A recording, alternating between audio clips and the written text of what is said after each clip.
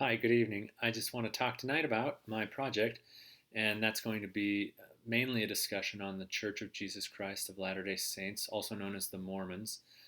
And I want to talk about how that came to be, mostly the era before the actual founding of the church.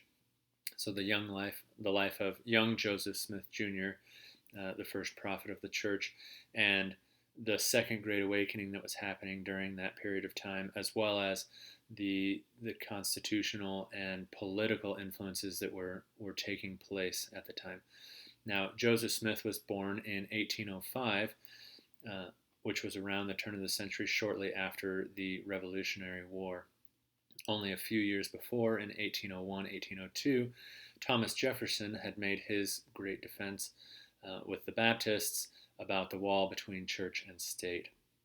The Second Great Awakening had been happening since the late 1780s, and mainly the main movement of that, the Restoration movement, is what would concern the Church of Jesus Christ of Latter-day Saints. And that was that the church would be modeled after the New Testament Christianity in a singular body. Other prominent players at this time that were taking place in Great Awakenings or revivals more in the area where Joseph Smith lived were Charles Finney. And he said about this area, quote, "There had been, a few years previously, a wild excitement passing through that region, which they called a revival of religion, but which turned out to be spurious. I can give no account of it except what I heard from Christian people and others. I was reported correction. It was reported as having been a very extravagant excitement, and resulted in a reaction so extensive and profound as to leave the impression on many minds that religion was a mere delusion. A great many men seemed to be settled on that conviction, taking what they had seen as a specimen of a revival of religion. They felt justified in opposing anything looking towards or promoting of a revival." And that was from his autobiography. Um, Around this same time, there were many revivals happening, particularly the Methodist and the Baptist churches are where it began, and then it moved into the Presbyterian churches in upstate and western New York at the time. This was in the town of Palmyra and around that area. Now, the Smith family, again, had its unique experiences dating even before Joseph Smith Jr. was born. Joseph Smith Sr., his father, had had several dreams or visions that had influenced him, and as well as Lucy Mack Smith, Joseph Smith Jr.'s mother, had a dream that um, was very unsettling about religion, and had her keep a very open mind about the founding of possibly a new religion or a restored religion. Joseph Smith, as a young boy, had no particular affinity to any church. He was, by the revivals, drawn to the Methodist Church as a very young man.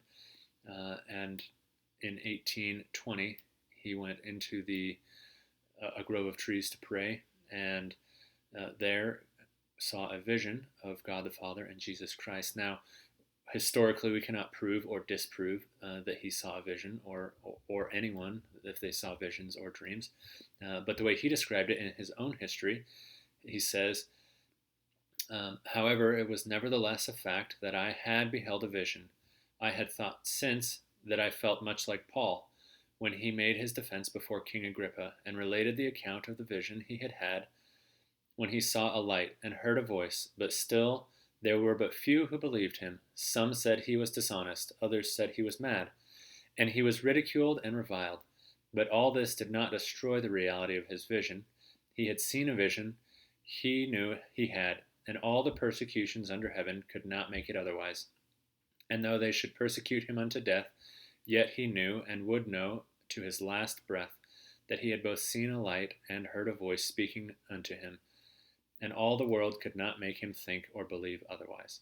And so Joseph Smith, as a 14-year-old young man, had this vision and got great opposition to it at that stage, and later continued on in confidence with his family to found the Church of Jesus Christ of Latter-day Saints, after he had translated the Book of Mormon and received more visions and dreams, mostly relating to the angel Moroni. Many secondary sources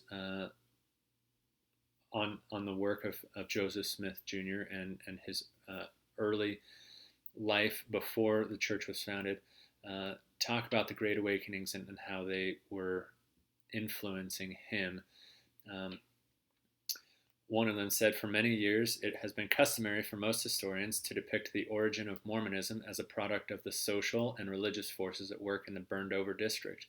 That psychic highway of democratic ferment in western New York, sketched nostalgically in 1936 by Carl Kramer, and explicated exhaustively in a study of Whitney Cross in 1950. Now, that was written by Marvin Hill.